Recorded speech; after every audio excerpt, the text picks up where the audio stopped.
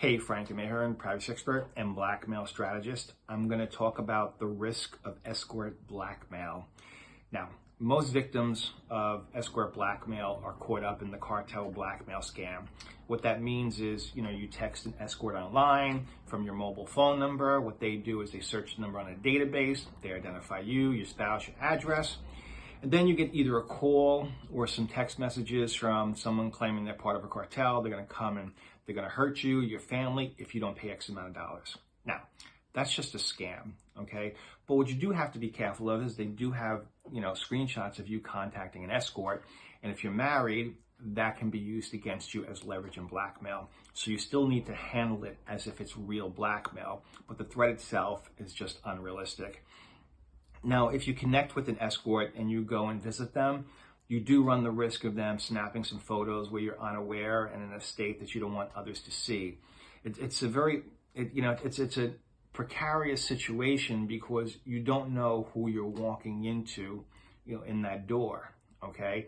Sometimes escorts will tell you, hey, listen, send a payment before you come here to confirm you're not law enforcement. If you send one electronically, whether it be PayPal, Zelle, they know who you are.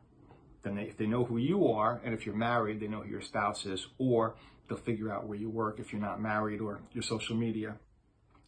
So, the dangers of an escort blackmail is now not all escorts blackmail, but some do. The problem is you can't tell which do and which don't until after the fact. And so you have to be very aware of your environment. You can't give any identifiers from your mobile number to an email address to a digital payment. You can't send a face photo because sometimes they'll send a photo or they'll ask you to send a compromising photo, which is just ridiculous. Don't do that. So when you walk into that room, you have to be aware you could be facing a blackmailer, being ripped off, or you can connect with an escort who happens to be a drug abuser. If you connect with a drug abuser or an alcoholic, you're in for one hell of a ride, especially if they're a meth addict, because these individuals, they have problems and they just have no boundaries whatsoever. I've worked cases where they banged on doors at 3 o'clock in the morning looking for money, didn't care that the victim was married.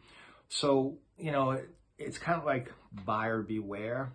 But when you become a victim of blackmail, you have to realize that whatever information you share or whatever information they find, be it spouse or job, those are the individuals who are at risk as well of being threatened or, demanding money from. So if you need help, reach out. My name is Frank Mayhearn, and I take over blackmail, pose as you, and I deal with the threat. Be safe.